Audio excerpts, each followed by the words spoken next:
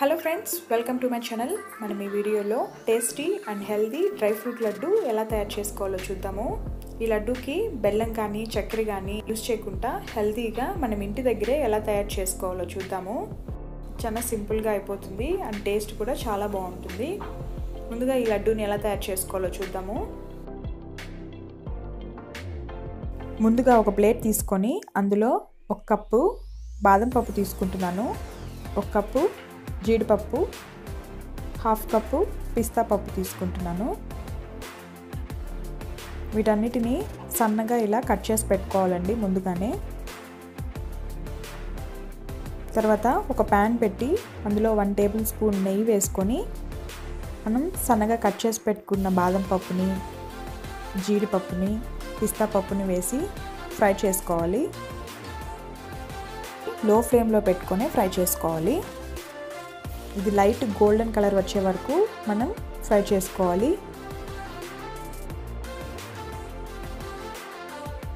చూసారు కదా, ఇలా గోల్డెన్ కలర్ వచ్చాక దీన్ని తీసి ఒక ప్లేట్లో పెట్టుకోవాలి. తర్వాత అదే ప్యాన్లో కొద్దిగా నెయ్యి వేసుకొని పుచ్చ గింజలు 1/2 కప్పు, గుమ్మడి గింజలు 1/2 కప్పు, 2 టేబుల్ స్పూన్స్ నువ్వులు, ఎండు కొబ్బరి తురుము 1/2 కప్పు, 1 టేబుల్ స్పూన్ గసగసాలు వేసి ఫ్రై చేసుకోవాలి.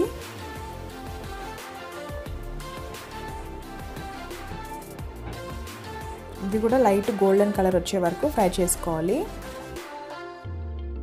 ఇలా ఫ్రై చేసుకున్న తర్వాత తీసి పక్కన ఒక ప్లేట్లో పెట్టుకోవాలి. తర్వాత ఇక్కడ నేను 300 గ్రామ్స్ డేట్స్ తీసుకున్నాను. ఇవి 30 పీసెస్ దాకా ఉంటాయి. వీటికి ఇలా గింజను సపరేట్ చేసేసి సన్నగా కట్ చేసి పక్కన పెట్టుకోవాలి. తర్వాత ఒక ప్యాన్ తీసుకొని అందులో కొద్దిగా నెయ్యి వేసుకొని ముందుగా కట్ చేసి పెట్టుకున్న డేట్స్ని వేసుకొని ఇలా ఫ్రై చేసుకోవాలి. స్టార్టింగ్ కొద్దిగా గట్టిగా ఉంటుందండి, ఫ్రై అయ్యే కొద్దీ మెత్తబడుతూ ఉంటుంది. ఇలా బాగా మనం ప్రెస్ చేస్తూ ఫ్రై చేసుకోవాలి. ఇలా 4 to 5 మినిట్స్ ఫ్రై చేసుకున్న తర్వాత మనం ముందుగా వేయించి పెట్టుకున్న డ్రై నట్స్ అన్నీ వేసేసి ఒకసారి బాగా కలుపుకోవాలి. ఇది మొత్తం బాగా కలిసేలా కలుపుకోవాలి.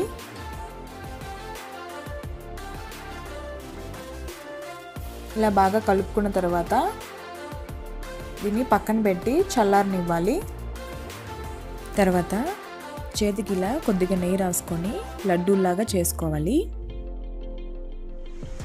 ఇది మరీ చల్లగా కాకుండా కొంచెం గోరువెచ్చగా ఉన్నప్పుడే చేసుకుంటే లడ్డూలు అనేటివి బాగా వస్తాయి. అంతే అండి, చాలా సింపుల్గా మనమే తయారు చేసేసుకోవచ్చు. మీరు కూడా తప్పకుండా ట్రై చేయండి. ఎలా వచ్చిందో నాకు కామెంట్ చేయండి. అండ్ నా ఛానల్ని ఫస్ట్ టైం కానీ చూస్తున్నట్లయితే లైక్ చేసి సబ్స్క్రైబ్ చేసుకోండి. పక్కనున్న బెల్ ఐకాన్ని ప్రెస్ చేయండి. నేను పెట్టే ప్రతి వీడియో మీకు నోటిఫికేషన్ వస్తుంది. Thanks for watching.